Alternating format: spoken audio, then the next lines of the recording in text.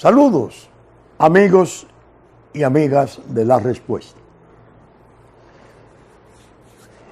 Tengo que reírme al comenzar el programa, porque en el pasado programa hice una enumeración de los abogados nietos y omití a uno que lleva mi nombre, Marino Vinicio. Involuntariamente lo omití, claro está. Él no me dijo nada, pero sí los otros me observaron que siendo Marino Vinicio tan capaz, tan activo, tan bien dotado, un ser humano de excepción, ¿cómo era posible que yo lo omitiera? Yo dije, bueno, tal vez sea porque merece una mención especial.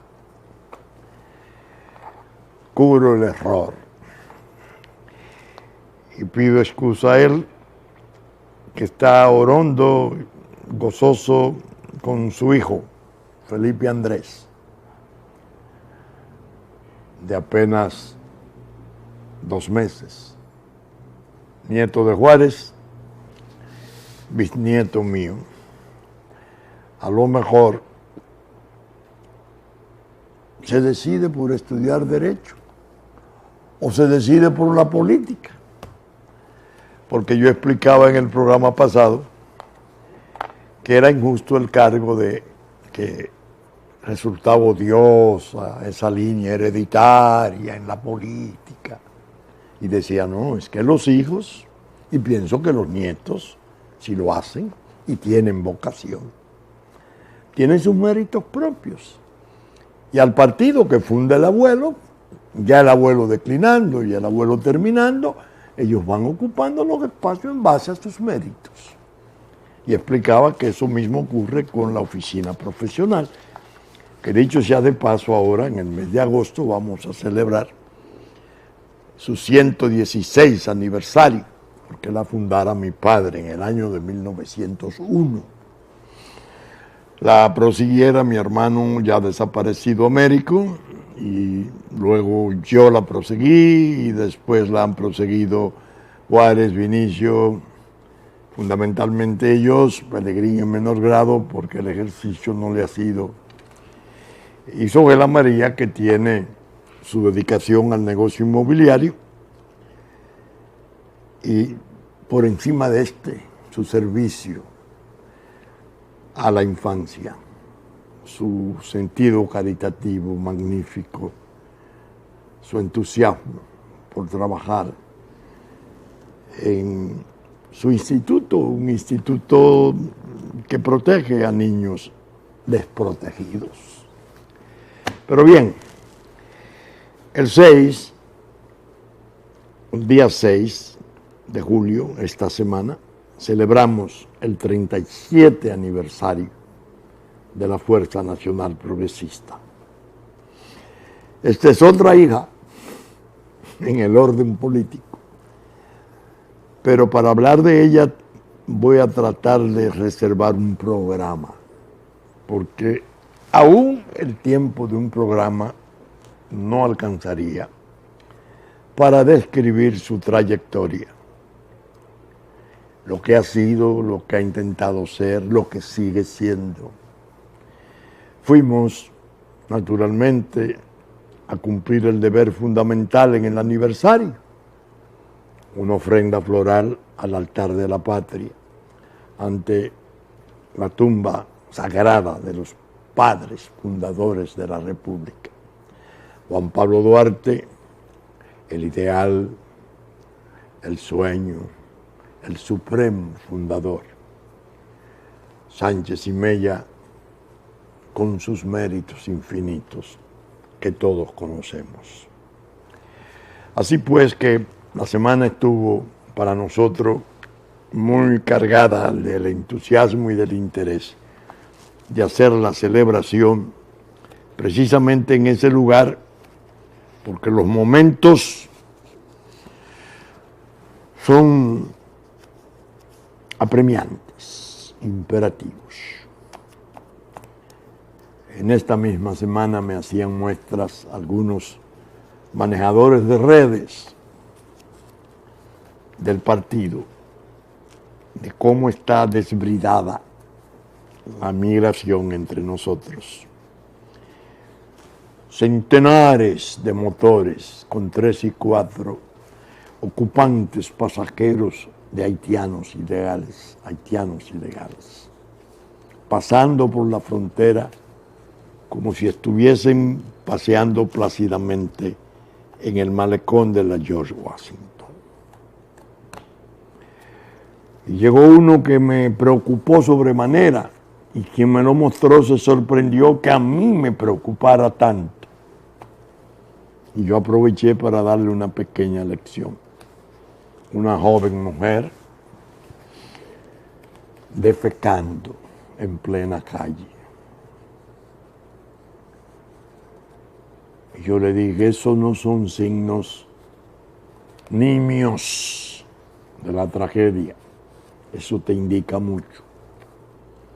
Eso es parte sensible de lo que viene, de lo que nos está imponiendo este desastre que el gobierno de Danilo Medina, infiltrado, claro está, por el poder extranjero, en niveles casi equivalentes a la presidencia, propiciaron. La mujer defecando en la calle, yo le dije al amigo, no, pero ella tiene razón. A ella la invitaron desde el portal de la presidencia. Vengan para acá, vengan, no se queden, que esto está mejor que allá. Oh, Dios santo. De manera que el aniversario y esas notas están ahí como parte de nuestras preocupaciones y tareas. Bien, las noticias. Al momento que se graba este programa, viernes en la mañana, de mañanita, estamos a 2 horas de proseguir la apelación de los inculpados, imputados, en el caso de Brecht. 11 ciudadanos dominicanos importantes que fueron sometidos a coerción, a coerciones diversas, en primer grado de instrucción, y que ahora la Cámara Penal de la Suprema Corte de Justicia conoce de sus recursos. Y la otra noticia, el informe de la comisión que designara el presidente Danilo Medina, convocando, llamando, incorporando, no sé cómo decirlo, porque según mis informaciones, ninguna de las personalidades que la conformaron, la comisión, fue consultada previamente, sino que se hizo una comunicación y se le envió la correspondencia con sus designaciones. Yo recuerdo cuando lo supe por primera vez, que dije que eso implicaba quizás un grado preocupante de precariedad y desesperación del presidente, reclamando amigos prestantes, que formaran parte de esa comisión que él necesitaba para examinar el expediente Odebrecht en la planta, la licitación y la planta en sí. En efecto, pasaron unos meses, siguió Odebrecht como un huracán central, escandalizando en Brasil, escandalizando en Ecuador, escandalizando en Colombia, en México. Bueno, ahora recientemente me acabo de enterar que hasta el vicepresidente de Ecuador, recién electo, el señor Glass, está declarando y a punto de ser sometido al rigor de un apercibimiento. en ocasión de problemas y trastornos de Odebrecht. ¿Qué le dije yo al presidente Danilo Medina desde la respuesta cuando se estaba haciendo aquel acuerdo entre la Procuraduría General de la República y Odebrecht, que culminó con aquellos 188 millones de dólares a pagar en 8 años, en acuerdo mediante un acuerdo de indulgencia, un acuerdo de premio más que de indulgencia?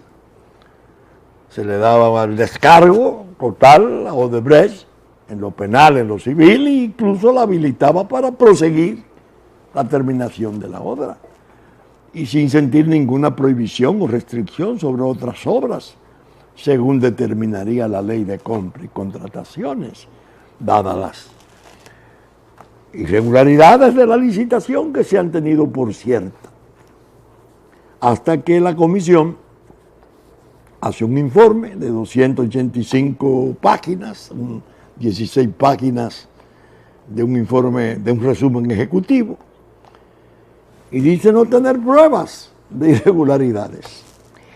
Yo no he estudiado todavía la decisión de la comisión, y tal vez no le ponga el interés tan penetrante que le puse a la querella que se disfrazara de denuncia presentada en la Procuraduría General de la República, previa recusación del magistrado Procurador General de la República. Así de querella enfática resultaba. Y por 4 ONG, a la cabeza de las cuales estaba la participación ciudadana. ¿Qué le dije yo, repito, a Danilo Medina entonces? Presidente, no firme, no ordene, no apruebe ningún acuerdo con Odebrecht. Ese acuerdo puede ser peligroso. Ese acuerdo puede terminar por incriminarlo más. Ese acuerdo podría ser un índice señalador de un agravamiento de la conducta de su gobierno frente a Odebrecht. Odebrecht, que había confesado, tanto en Brasil como en Estados Unidos, que cuando las investigaciones se apretaron en Brasil y en Estados Unidos, ellos decidieron mudarse a República Dominicana porque le ofrecía seguridad a República Dominicana para repartir y asignar 788 millones de dólares en las distintas naciones donde llegaron sus tentáculos, en el soborno y en la compra de licitaciones, pago de campañas, etcétera. Bueno, lo que hacía su ministerio de fraude que ellos confesaron que tenían, la llamada unidad de operaciones estructuradas. Yo le dije, no lo haga, presidente, porque se va a entender con el contraste que va a ofrecer ese comportamiento dominicano frente a las demás naciones, frente a los demás gobiernos, que por alguna razón los dominicanos no estamos en condiciones de hacerle exigencias mínimas a Odebrecht, porque Odebrecht puede tener elementos incriminatorios potentísimos, peligrosos, y nos mantiene bajo una especie de extorsión no declarada. Se lo dije varias veces. Cuando se formó la comisión dije, el informe que esa comisión, así integrada por personalidades reales del país, gente distinguida, gente seria, gente buena, ese informe no va a ser eficiente para neutralizar los efectos incriminatorios que preceden a la designación de esa comisión. Aparecieron incluso signos muy espectaculares uno de los miembros de la comisión, un distinguido profesional dominicano, joven, que es presidente de Finjus, o primer vicepresidente, presidente ejecutivo, no sé exactamente. Se escandalizó y dijo que lo que Stanley, la consultora, había hecho en esa licitación era nauseabundo, repugnante. Y ya había signos claros de que la comisión estaba renuente a evacuar el informe. La gente entendía, van a pedir una auditoría financiera más profunda, van a pedir una auditoría técnica más elevada, de mayor envergadura. No, llamaron a Stanley. Stanley, una consulting, una firma que vino y se probó que había trabajado para Odebrecht en Colombia, que uno de sus directivos seguía siendo un elemento clave y que estuvo desde el principio en el desastre. Ahora los técnicos nuestros, algunos de ellos han dado muestras de mucha capacidad y de mucha integridad profesional, han destrozado la licitación. Y sobre todo el licitador virtual que se imaginó Stanley para, una vez segregadas las otras firmas licitantes y quedando Odebrecht única, como las reglas de la licitación imponían la comparación, se creó esa falsa participación de un virtual licitante. Y asumían una compañía norteamericana, que por cierto me decía mi hijo Juárez, que es muy agudo, muy abogado, y ya ha visto bastante el informe. Papá, eso fue tan tremendo que por poco pierden del licitador virtual. Digo, ¿cómo así? Bueno, porque ellos cogieron los precios básicos, el precio básico de Catalina, 2.040 millones, y lo compararon con el precio de la norteamericana, que era supuestamente la licitadora virtual, porque no era real su participación. Pero aquel era un precio que tenía el precio básico más un 30% de los aditamentos. Es decir, que de precio básico a precio básico ganaba la virtual, perdía Odebrecht. Abogado al fin, penalista, le ven los entresijos a los expedientes y sacan consecuencias demoledoras. Eso, y más que eso, le estuve yo advirtiendo al presidente Danilo Medina. Tenga cuidado, tenga cuidado. ¿Cuáles eran los tres factores que anulaban un efecto positivo de la resolución de esa comisión de prestantes ciudadanos? Uno, Odebrecht confesó ante los fiscales norteamericanos y brasileños que ellos en todos los lugares donde pagaban soborno incrementaban en un 22% el precio de la obra. Confesión de Odebrecht, contenida en actas judiciales. ¿Cuál era el segundo elemento perturbador de la normalidad de esa licitación? Que el presidente de la República, hay que saber el grado de información que tiene un presidente de la República, le había dicho al señor Villara, y este lo reveló a la prensa, que él no firmaba ese acuerdo una vez ganada la licitación, ya estaba ganada, a menos que no le rebajaran 300 millones de dólares. Dios santo.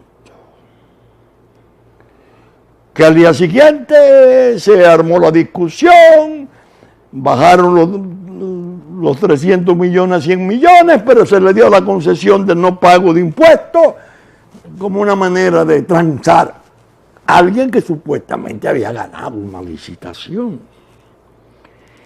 ¿Qué podía tener el presidente como información? ¿Qué podía tener? ¿Quién pudo darle a él esa seguridad de que había un sobreprecio que lo llevaba a amenazar con no firmar ni autorizar el contrato? El informe de alguien que estuviera al día de la intimidad de aquello. ¿Quién había trabajado en eso? Stanley. Porque Stanley ha sido perpetua. Estuvo en el origen, organizó todo lo que fue el desastre de la licitación. Y después la contratan para que sea juez y parte, para que ella juzgue sus propias fallas. Ya Andy Walker había escrito un artículo hablando de la subvaluación de Catalina, que no era que estaba sobrevaluada, sino al contrario. Le debemos nosotros a Odebrecht porque logramos subvaluar. Entonces, ¿de dónde salieron los 300 millones que el presidente pedía de rebaja? Se lo soñó. O alguien de su entorno, o de los tecnócratas con acceso a su entorno, asociado a su entorno, desde los tiempos de Barry, en el cierre de Barry, dio la información. Porque el presidente es muy ponderado. Una exigencia de este tipo resultaba agresiva. Todas esas sombras me llevaban a mí a pensar que el acuerdo, que la comisión, eran pasos desastrosos que estaba dando el gobierno. Y me planteaba entonces, y esta mejora que ha construido el Estado en terreno ajeno, supuesto a pagar no 2.040 millones, porque ese es el precio básico, con los aditamentos sobre 3.000 millones de dólares, en una de las obras fundamentales del país, en tierra ajena. Eso lo sacó la comisión, por suerte. Y ahora Vicini dice que va a pensar la posibilidad de venderle esa tierra a ese impostor. Pero Vicini tiene una ventaja, claro. En el momento que se daba el primer Picasso, el presidente dijo extrañamente, la vamos a construir nosotros, Estado, para entregársela a ustedes.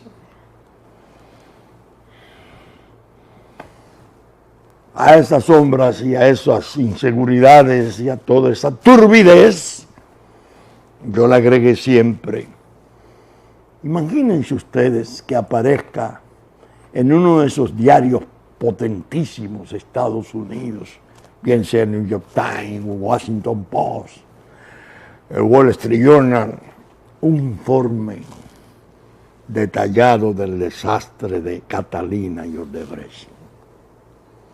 Imagínense ustedes que venga el examen de por qué de los 92 millones confesados en los años 13, 14 y 15 ingresaron 53. Mucho más que los otros 30 y tantos que se habían pagado a funcionarios supuestamente durante 15 años o 12 años. No era una situación preocupante. Sobre todo, yo hice el estudio, ahí sí le estudié a fondo, de la denuncia querella.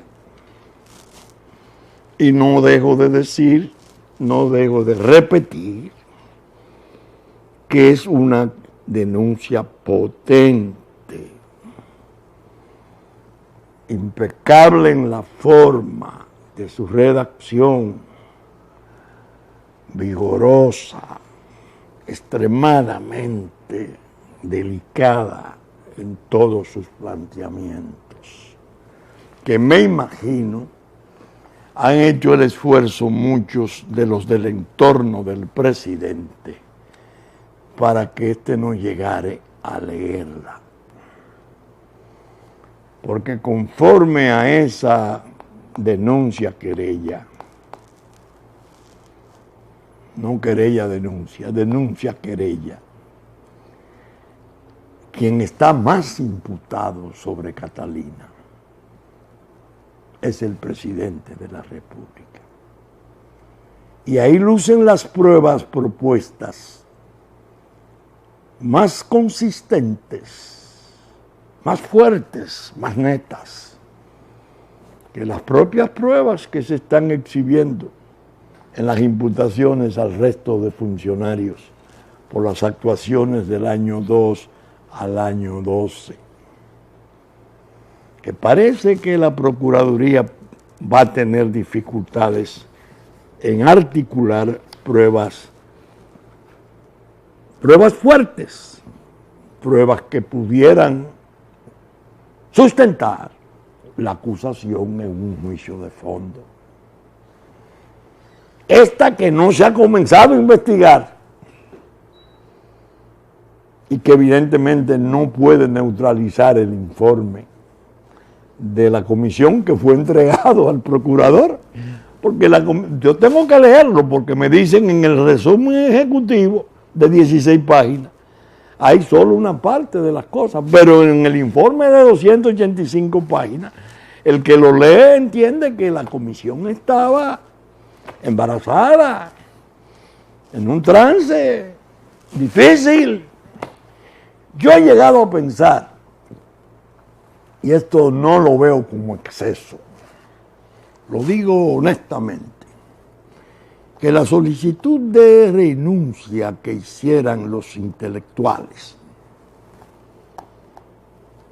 renuncia del presidente de la República, tuvo el efecto de presionar aún más a la comisión designada para que se mantuviera alejada de la averiguación real y penetrante de los hechos. Porque entiendo que para esos hombres un informe veraz, detenido, con conclusiones menos lisonjeras que las que finalmente dieran, que tuviera algún sesgo de imputación a las irregularidades de la licitación, podía contribuir al derrocamiento del gobierno. Es decir, observen esto, esos comisionados, cuando se produce la demanda de renuncia desde la Marcha Verde, y el empresariado se espanta y le sale huyendo a la Marcha Verde. Y llegan a decir los más poderosos, no, nosotros contribuimos con dinero al principio, pero eso va por otro camino. Y ahora vemos que la señora hermana del presidente de la República y presidenta de la Cámara de Diputados, habla de una conspiración, de un golpe blando. Yo pienso que la misma reacción que tuvieron sectores importantes, algunos de ellos los más potentes y decisivos, apartándose de la idea de la renuncia, tuvo necesariamente que influir en el espíritu de los comisionados. Si damos un veredicto aquí negativo, el gobierno se va a caer.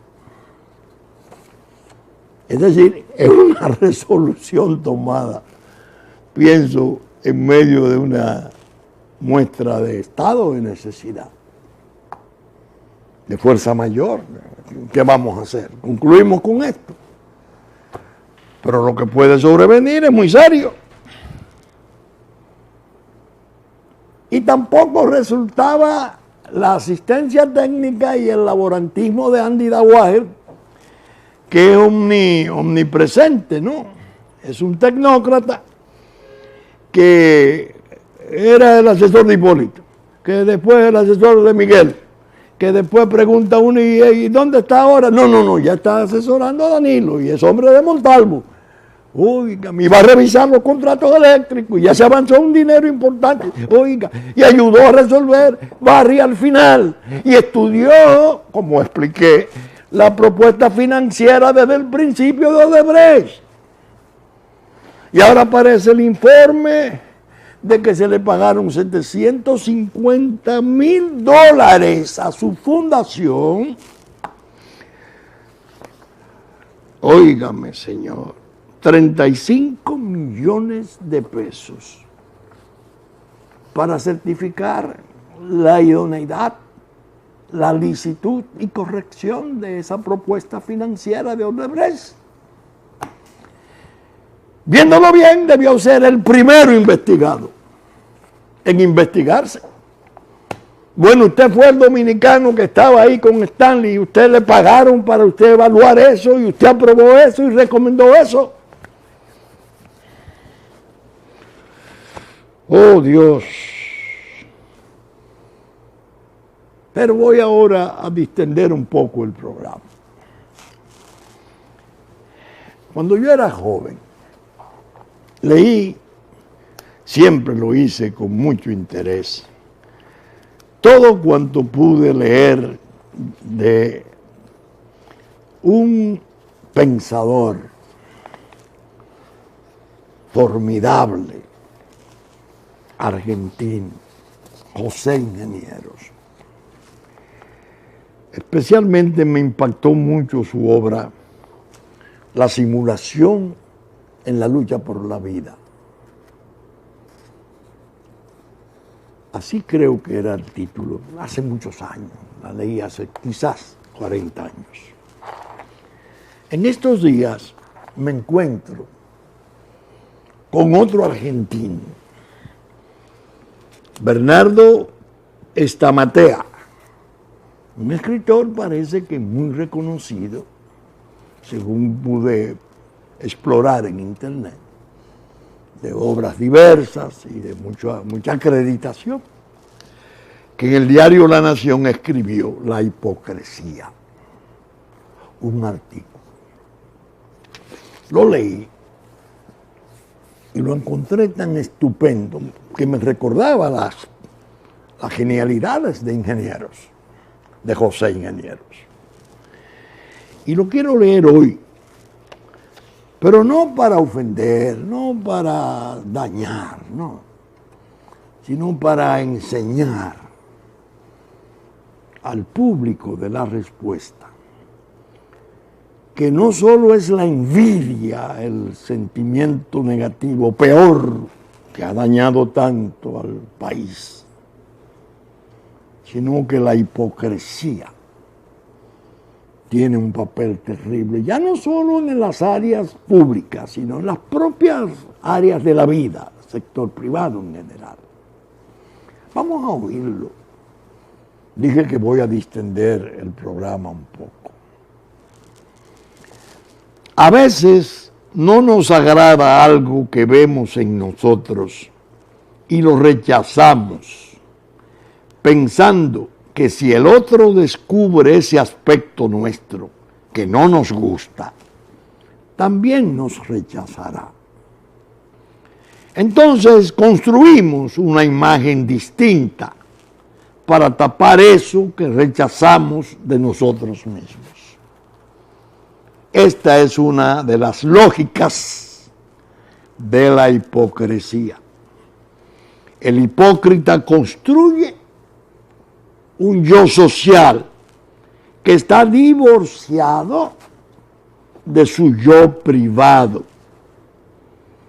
Construye y muestra una imagen para la mirada de los demás que mantiene oculto el yo privado, el cual lo angustia y le provoca rechazo. La segunda lógica de la hipocresía es la del manipulador.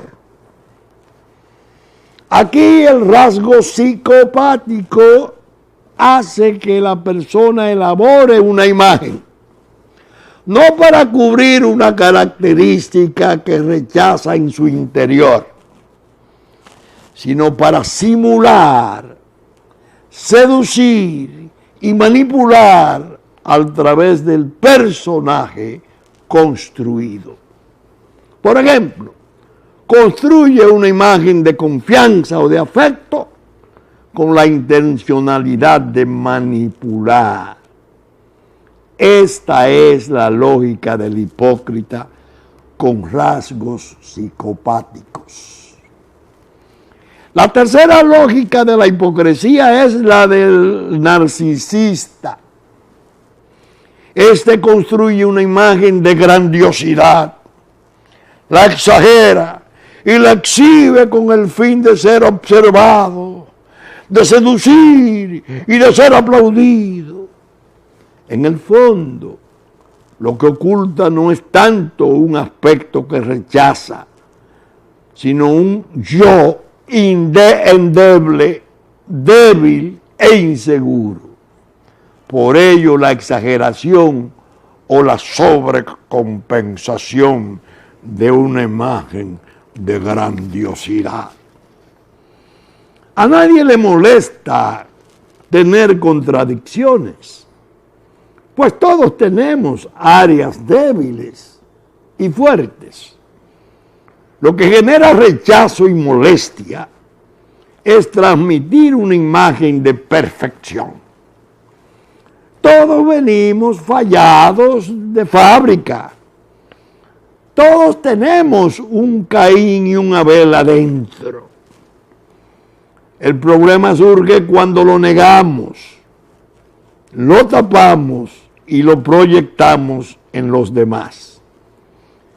En el teatro griego de la antigüedad, los hipócritas eran los actores teatrales. La palabra hipócrita proviene del latín hipócrisis y del griego hipokrisis, que significa acción de desempeñar un papel. Dicha palabra designaba a un autor contratado para fingir o hacerse pasar por aquel que no era. Al principio, la palabra tenía una connotación positiva. Cuando el público veía a un buen actor, decía, ¡qué buen hipócrita! Con el correr del tiempo, la palabra adquirió una connotación negativa. Hoy en día decirle a alguien, aunque se trate del mejor actor, eres un hipócrita, no suena demasiado bien. Somos hipócritas cuando no nos ponemos una máscara para representar un papel. Existen distintos tipos de máscara. Por ejemplo, la máscara del adinerado o de la adinerada. 2. La máscara de la moralidad.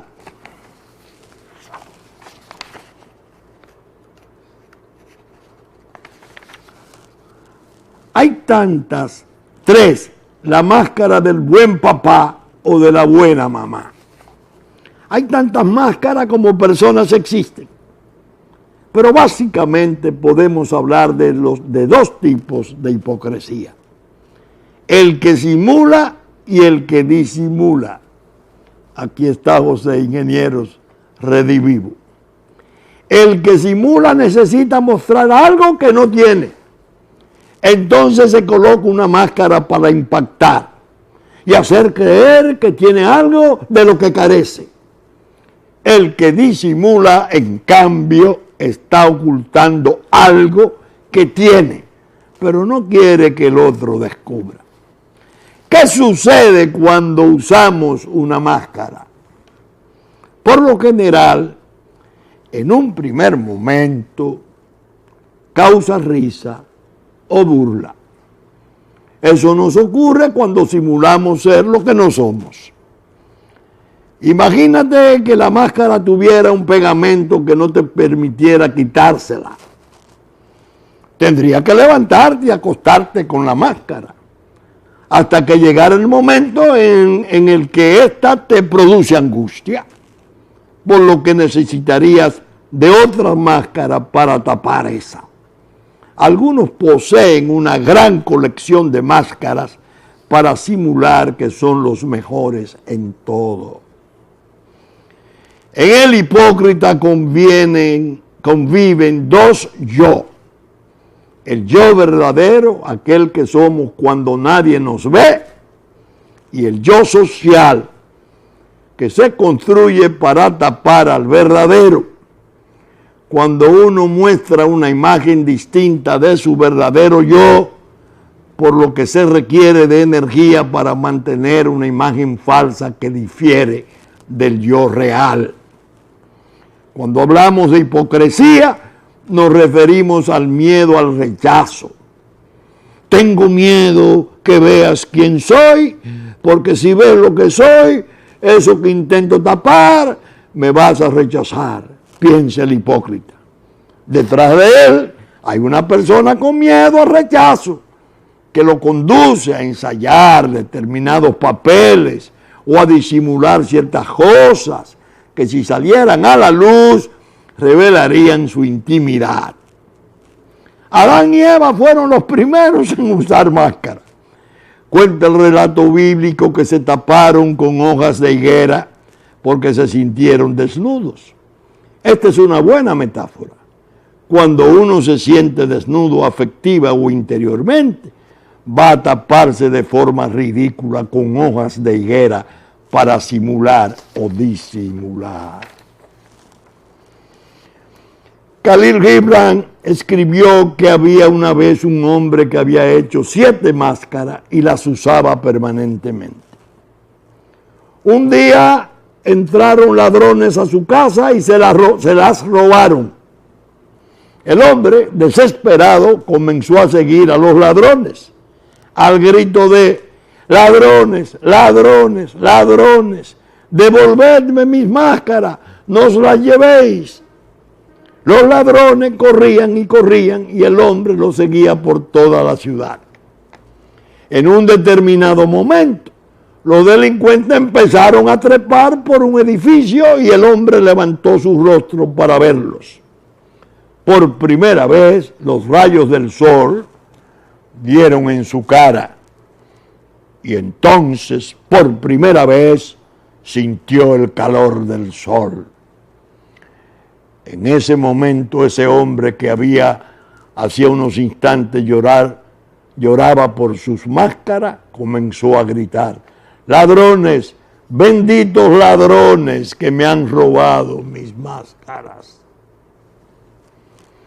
Cuando uno puede mostrarse, ya terminó la cita, cuando uno puede mostrarse como verdaderamente es, tiene mayor aceptación. A la mayoría de la gente le gusta saber que el otro no es perfecto y que tiene errores. Y a la vez la persona transparente se libera del gasto de energía de intentar ser quien no es. No tenemos que demostrarle nada a nadie. A la larga, la verdad cae por su propio peso y siempre sale a la luz. El miedo al rechazo nos hace construir máscaras que finalmente hacen que no terminen por rechazar, que nos terminen por rechazar aún más. Quien usa máscara busca aprobación. Necesitamos perderle el miedo al rechazo y para ello debemos amigarnos. Y para ello debemos amigarnos con los errores. Si tienes alguna inquietud, puede escribirme. Este es Bernardo Estamateas, argentino. ¿Por qué leo yo esto? Ahora, en el año 2015, febrero del 2015, escribí esta carta. Señores, Fundación Economía y Desarrollo, Avenida Bolívar 235, 23 de febrero de 1915, a la atención del doctor Andrés Daguaje, hijo. Distinguidos señores, les escribo a nombre de nuestra oficina de abogado, licenciado Pelegrín Castillo, para expresarles las gracias por la donación para nuestra biblioteca de libros que contienen, entre comillas, según decía la remisión, artículos y análisis y explicaciones en términos comprensibles para el público en general de temas económicos de la República y del resto de la región que pueden servir para consulta y referencia. Hemos tomado la decisión de hacerle la devolución de esta donación en razón de que nuestros anaqueles están repletos de volúmenes, de tal modo que no podríamos colocar los libros del obsequio de ustedes en un lugar apropiado. Reconocemos que es muy loable el propósito de ustedes, siempre que fuera de carácter general, especial y señaladamente en favor de bibliotecas provinciales que tanto bien vienen haciéndole a las juventudes nuestras para su formación cultural. Por los libros siempre hemos tenido en general un profundo respeto, porque son hijos del esfuerzo de tanta gente que quiere colaborar con la sociedad para orientarla. Sin embargo, no es ocioso apuntarles que nosotros, tanto en el ejercicio profesional como en las actividades de la vida pública, en representación de intereses vitales y de valores esenciales de la causa nacional, siempre hemos mantenido una preocupación mayor que la solemos resumir en el pensamiento insigne de Simón Antonio de la Santísima Trinidad Bolívar y Palacio, cuando expresara: el talento sin probidad es un azote. Vale decir, el libro es muy importante, pero su utilidad se reduce cuando en la práctica del ejemplo pueda resultar inconsecuente con sus formulaciones escritas. Era una caja sin tapa, de esa de cerveza vieja, con una serie de libros viejos, que ese señor tuvo la grotesca idea de enviar a esta oficina de 116 años, como una manera de despreciarme, porque yo había hecho la observación sobre Catalina, porque yo había hablado de la preocupación de que él anduviera girando alrededor de ese proyecto, porque sabía de las cosas que podía resultar capaz, porque inteligencia le sobra, aun cuando habría que pensar en Bolívar acerca de la probidad. Ahora me encuentro con que él recibió 35 millones de pesos para examinar esa propuesta financiera y que ha seguido siendo decisivo junto a Stanley, que envió un informe, según dice un experto nuestro, final de una página de cuaderno, porque era juez y parte, para tratar de cubrir la atrocidad de Catalina. ¿Qué me preocupa? Más allá de todas estos episodios, hasta cómicos, la debilidad del presidente, atrapado como va quedando en expedientes de esas densidades oscuras, porque pierde valor, pierde consistencia, pierde energía, para poder emprender las políticas revocatorias de su desastrosa política de migración y desafiar a esa parte del mundo perversa que se ha vuelto contra nuestro país, que nos sigue señalando en sus informes con malignidad como un pueblo degradado, un pueblo persecutorio, intolerante, genocida, cuando somos realmente un pueblo víctima de las maquinaciones, de la geopolítica, de la codicia, del alto comercio nuestro en coordinación con el narcocomercio de Haití y del sonriente narcotráfico internacional de las grandes mafias del mundo, que están deseosas en un pacto implícito sin haberlo acordado previamente de que se consume la hazaña del Estado binacional, porque aquí aquel narcoestado de décadas, implantado ya como una isla toda, junto a Puerto Rico, con aeropuertos internacionales, 6 en total, con puertos de gran calado ya establecidos para hacer sus operaciones en el puerto libre que se ha estado por diseñar como maldad de una comunidad internacional cancerizada. Fíjense que la distinción de la hipocresía y de las cosas que leí, dije, no la quiero usar para señalar a nadie. Ese es un ensayo que le sirve a mucha gente. No puede concernir a todos. Ahora, cada quien que examine en su conciencia cuántas máscaras tiene. ¿Para engañar a quién? A un pueblo. A un pueblo moribundo, asediado, vapuleado, perseguido, a punto de perder